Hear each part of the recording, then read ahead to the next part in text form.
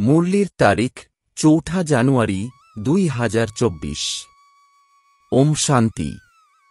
মধুবন থেকে বাপদাদা বলছেন, মিষ্টি বাচ্চারা, প্রধান হল স্মরণের যাত্রা। স্মরণেই আয়ু বৃদ্ধি হবে, বিকর্ম বিনাশ হবে। স্মরণে থাকতে যারা সমর্থ, তাদের স্থিতি, কথাবার্তা অত্যন্ত ফার্স্ট ক্লাস হবে। প্রশ্ন, বাচ্চারা, দেবতাদের থেকেও বেশি খুশি তোমাদের হওয়া উচিত কেন? উত্তর, কেননা তোমাদের এখন অনেক বড় লটারি প্রাপ্ত হয়েছে। ভগবান তোমাদের পড়াচ্ছেন। সত্যযুগে দেবতা দেবতাদের পড়াবে। এখানে মানুষ মানুষকে পড়ায়, কিন্তু তোমরা আত্মাদের স্বয়ং পরমাত্মা পড়াচ্ছেন। তোমরা এখন সদর্শন চক্রধারী হয়ে উঠছ। তোমাদের মধ্যে সম্পূর্ণ নলেজ আছে, দেবতাদের মধ্যে এই নলেজ নেই।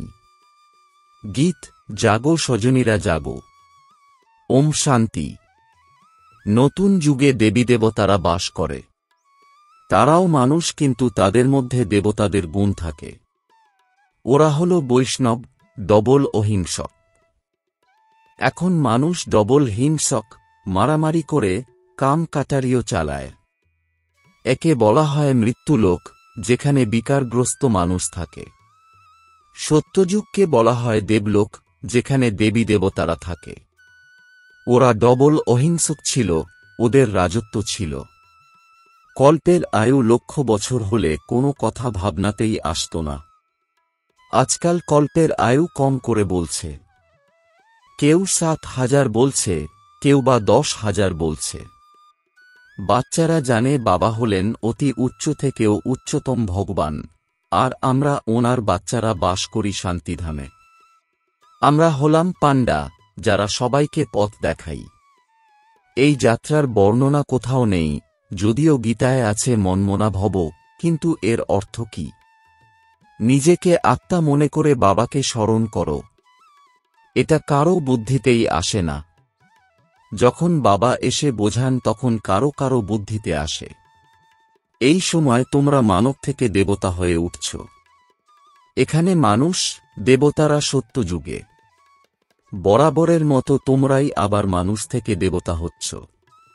এ হল তোমাদের ঈশ্বরীয় মিশন। নিরাকার পরমাত্মাকে কোনো মানুষ তো বুঝতে পারবে না। নিরাকার যিনি, তাঁর হাত পা কোথা থেকে এসেছে? কৃষ্ণের হাত পা সবকিছুই আছে।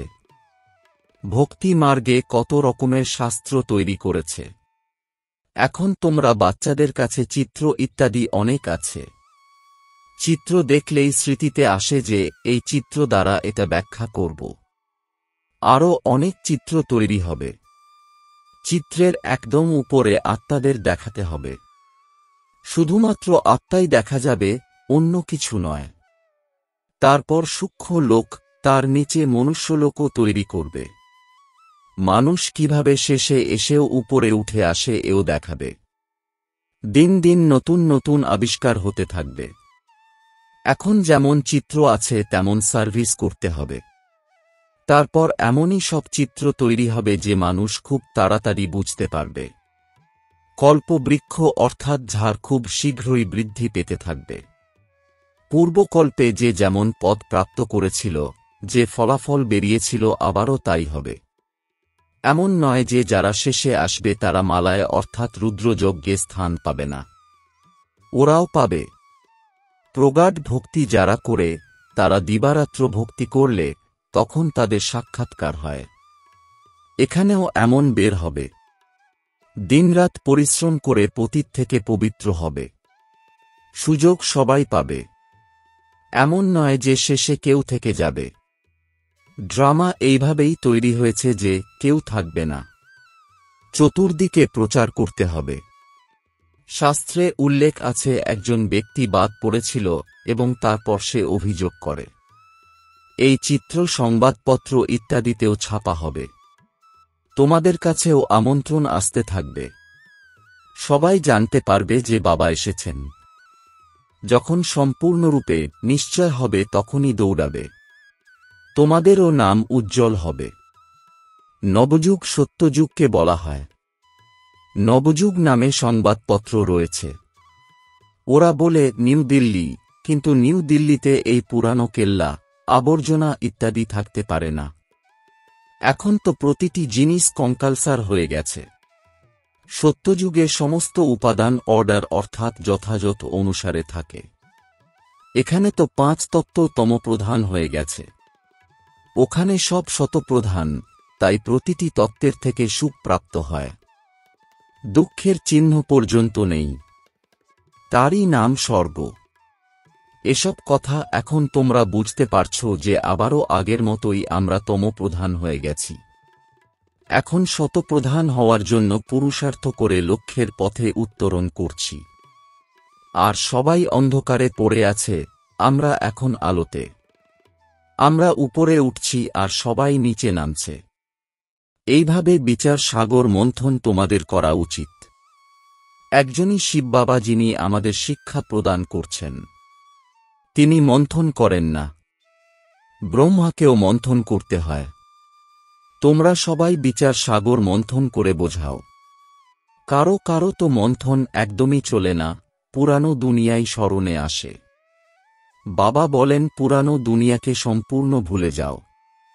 কিন্তু বাবা জানেন, নম্বর অনুসারে পুরুষার্থ অনুযায়ী রাজধানী স্থাপন হচ্ছে। বাবা বলেন আমি এসে রাজধানী স্থাপন করে বাকি সবাইকে ফিরিয়ে নিয়ে যাই। ওরা তো শুধু নিজ নিজ ধর্ম স্থাপন করে। ওদের পিছনে অনেক ধর্মাবলম্বীরা আসতে থাকে। ওদের কি মহিমা করবে? মহিমা তো হবে তোমাদের। একমাত্র আদি সনাতন দেবী দেবতা ধর্মের যারা, তাদেরই হিরো হিরোইন বলা হয়। হিরে তুল্য জন্ম আর করিহীন জন্ম তোমাদের জন্যই বলা হয়। তারপর তোমরা একদম উপর থেকে নিচে নেমে যাও। সুতরাং এই সময় তোমাদের অর্থাৎ বাচ্চাদের দেবতাদের থেকেও বেশি খুশি হওয়া উচিত, কেননা তোমরা লটারি পেয়েছ। তোমাদের এখন ভগবান পড়াচ্ছেন। ওখানে তো দেবতা দেবতাদের পড়াবে। এখানে মানুষ মানুষকে পড়ায় আর তোমরা আত্মাদের পরমপিতা পরমাত্মা পড়ান। পার্থক্য আছে না? তোমরা ব্রাহ্মণরা রাম রাজ্য আর রাবণ রাজ্যকেও বুঝেছ। এখন তোমরা যত শ্রীমতে চলবে ততই উচ্চ পদ প্রাপ্ত করতে পারবে। অজ্ঞানতায় যা করবে তা ভুলই হবে। অল্প বয়সে অপরিণত বুদ্ধি থাকে, তারপর বুদ্ধি পরিণত হয়। 16-17 বছর হলে তবেই বিবাহের কথা ভাবা হয়। আজকাল তো ভীষণ নোংরা দুনিয়া। কোলের ছোট ছোট বাচ্চাদের জন্য পাকা কথা বলে লেনদেন শুরু করে দেয়। ওখানে অর্থাৎ সত্যযুগে বিবাহ অভিজাতভাবে হয়। তোমরা সব সাক্ষাৎকার করেছ। যত এগিয়ে যাবে ততই সাক্ষাৎকার হতে থাকবে। ভালো ফার্স্ট ক্লাস যোগী বাচ্চাদের আয়ু বৃদ্ধি পেতে থাকবে। বাবা বলেন যোগের দ্বারা নিজের আয়ু বৃদ্ধি করো। বাচ্চারা বোঝে যোগে আমরা ঢিলে। স্মরণে থাকার জন্য মাথা ঠোকে, কিন্তু থাকতে পারে না। প্রতি মুহূর্তে ভুলে যায়। বাস্তবে এই স্থিতিতে স্থায়ী হতে চাইলে তাদের চার্ট খুব ভালো হওয়া উচিত। বাইরে তো পার্থিব কাজকর্মের মধ্যে থাকতে হয়। বাবাকে স্মরণ করতে করতে এখানেই তোমাদের শতপ্রধান হয়ে উঠতে হবে। ভোজন তৈরি, কাজকর্ম ইত্যাদিতে যতটা সম্ভব সময় কম দিয়ে 8 ঘন্টা আমাকে স্মরণ করলে তবেই শেষে গিয়ে কর্মাতীত অবস্থা হবে। কেউ কেউ বলে আমি 6 থেকে 8 ঘন্টা যোগে থাকি, কিন্তু বাবা তো বিশ্বাস করবে না। অনেকে লজ্জা বোধ করে চার্ট লেখে না। আধা ঘন্টাও স্মরণে থাকতে পারে না। মুরলি শোনা এ কোনো স্মরণ করা নয়, এর দ্বারা তো ধন উপার্জন করো। যখন স্মরণে থাকবে শোনা বন্ধ হয়ে যাবে। কিছু বাচ্চারা লেখে স্মরণেই মুরলি শুনি, কিন্তু একে তো স্মরণ বলে না। বাবা স্বয়ং বলেছেন আমি মাঝে মাঝেই ভুলে যাই। স্মরণে ভোজন করতে বসে বলি, বাবা তুমি তো অভোক্তা। এটা কিভাবে বলি যে তুমিও খাও আমিও খাই? কিছু কিছু বিষয়ে বলবে যে বাবা সাথে আছে। প্রধান হল স্মরণের যাত্রা। মুরলির বিষয় সম্পূর্ণ আলাদা। স্মরণেই পবিত্র হওয়া যায়, আয়ু বৃদ্ধি হয়। এমন নয় যে মুরলি শুনছ আর বাবা তোমাদের সাথে সেখানে আছেন। মুরলি শুনলে বিকর্ম বিনাশ হবে না। পরিশ্রম আছে। বাবা জানেন অনেক বাচ্চা আছে একদমই স্মরণ করতে পারে না। স্মরণে থাকতে যারা সমর্থ, তাদের স্থিতি, কথাবার্তা সম্পূর্ণ আলাদা হবে। স্মরণের দ্বারাই শতপ্রধান হতে পারবে। কিন্তু মায়া এমনই যে একদম বুদ্ধিহীন করে দেয়। অনেকেরই রোগ বৃদ্ধি পেতে থাকে। মোহ যা একসময় ছিলই না তাও বেরিয়ে আসে এবং তার জালে আটকে পড়ে। বড় পরিশ্রমের কাজ। মুরলি শোনা এ আলাদা বিষয়, উপার্জনের কথা এতে। মুরলি শুনলে আয়ু বৃদ্ধি হবে না, পবিত্র হবে না, বিকর্ম বিনাশ হবে না। মুরলি তো অনেকেই শুনে, তারপর আবারও বিকারগ্রস্ত হয়ে পড়ে। সত্যিটা প্রকাশ করে না। বাবা বলেন পবিত্র না থাকতে পারলে কেন এখানে আসো? ওরা বলে আমরা অজামিল, এখানে আসলে তবেই তো পবিত্র হতে পারব। এখানে আসলে কিছু তো পরিবর্তন হবে, নয়তো কোথায় যাব? রাস্তা তো এটাই। এমনও আসে। কখনো কখনো তীর লেগে যায়। বাবা এখানকার জন্য বলেন, এখানে কোনো অপবিত্রের আসা উচিত নয়। এ হল ইন্দ্রসভা। এখনও এভাবে আসছে। একদিন এমন অর্ডিন্যান্স জারি হবে, যখন সম্পূর্ণরূপে নিশ্চিত করে তবেই অনুমতি দেওয়া হবে। তখন বুঝবে এ এমনই এক সংস্থা যেখানে অপবিত্ররা প্রবেশ করতে পারবে না। তোমরা বাচ্চারা বুঝেছ এ কার সভা? আমরা ভগবান, ঈশ্বর, সোমনাথ, বাবুলনাথের কাছে বসে আছি। উনিই পবিত্র করে তোলেন। একদম শেষে গিয়ে অনেক আসবে, তখন কোনো হাঙ্গামা ইত্যাদি করতে পারবে না। এই ধর্মের যারা হবে তারাই বেরিয়ে আসবে। আর্য সমাজও হিন্দু। শুধু মঠ পন্থকে আলাদা করে দিয়েছে। দেবতারা হল সত্যযুগে। এখানে সবাই হিন্দু। বাস্তবে হিন্দু বলে কোনো ধর্ম নেই, এই হিন্দুস্তান তো দেশের নাম। বাচ্চারা, তোমাদের উঠতে বসতে সদর্শন চক্রধারী হতে হবে। স্টুডেন্টদের পড়া স্মরণে থাকা উচিত, তাই না? সম্পূর্ণ চক্র বুদ্ধিতে আছে। দেবতা আর তোমাদের মধ্যে সামান্য পার্থক্য আছে। সম্পূর্ণ সদর্শন চক্রধারী হতে পারলে বিষ্ণু কুলের হতে পারবে। তোমরা বুঝেছ যে আমরা এমন তৈরি হচ্ছি। দেবতা হল ফাইনাল স্টেজ। তোমরা ফাইনাল স্টেজে তখন পৌঁছাবে যখন কর্মাতীত অবস্থা হবে। শিব বাবা তোমাদের সদর্শন চক্রধারী তৈরি করছেন। ওনার মধ্যে নলেজ আছে না? তিনিই তোমাদের তৈরি করেন আর তোমরা তৈরি হও।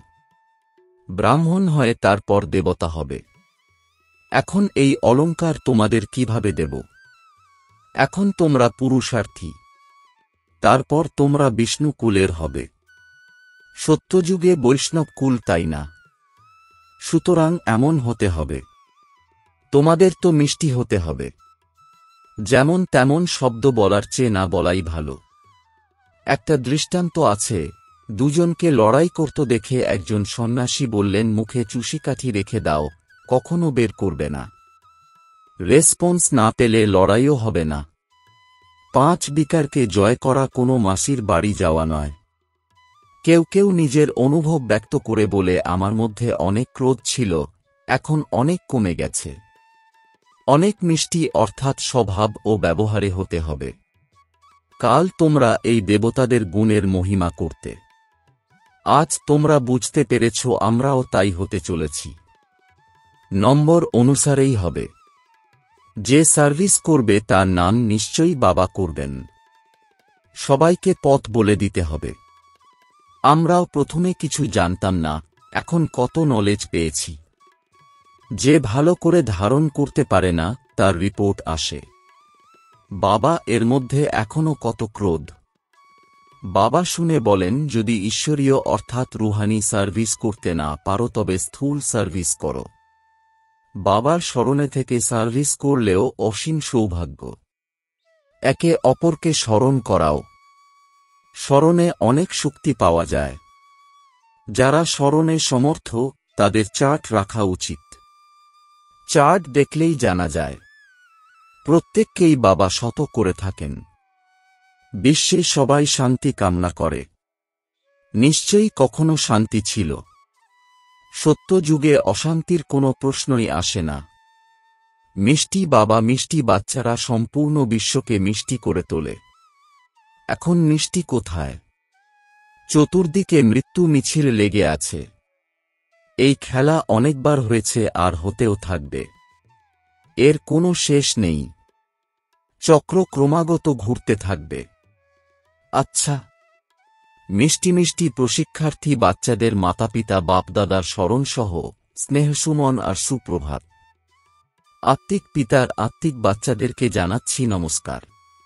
ধারণার জন্যে মুখ্য সার: ১. বিকর্ম বিনাশ করার জন্য বা আয়ু বৃদ্ধি করার জন্য স্মরণের যাত্রায় অবশ্যই থাকতে হবে। স্মরণেই পবিত্র হবে, সুতরাং কমপক্ষে ৮ ঘণ্টা স্মরণের চার্ট তৈরি করতে হবে। ২. দেবতাদের মতো মিষ্টি হতে হবে। যেমন তেমন শব্দ বলার চেয়ে না বলাই শ্রেয়। ঈশ্বরীয় বা স্থূল সার্ভিস করতে করতে বাবার স্মরণে থাকলে সৌভাগ্য। বরদান: সেবাতে রত থেকে কর্মাতীত স্থিতির অনুভবকারী তপস্বী মূর্ত ভব। এর বিস্তার: সময় কম আর সেবা এখন অনেক রয়েছে। সেবাতেই মায়ার আশার মার্জিন থাকে। সেবাতেই স্বভাব সম্বন্ধের বিস্তার হয়, স্বার্থ সমাহিত থাকে। তাতে এতটুকুও ব্যালেন্স যদি কম হয় তবে মায়া নতুন নতুন রূপ ধারণ করে আসবে। সেই জন্য সেবা আর স্বস্থিতির ব্যালেন্সের অভ্যাস করো। মালিক হয়ে কর্মেন্দ্রিয় রূপী কর্মচারীদের সেবা নাও। মনের মধ্যে থাকবে কেবল একবার, দ্বিতীয় আর কেউ নয়। এই স্মৃতি ইমার্জ হলে তখন বলা হবে কর্মাতীত স্থিতির অনুভবী তপস্বী মূর্ত। স্লোগান: কারণরূপী নেগেটিভকে সমাধানরূপী পজিটিভ বানাও। ওম শান্তি।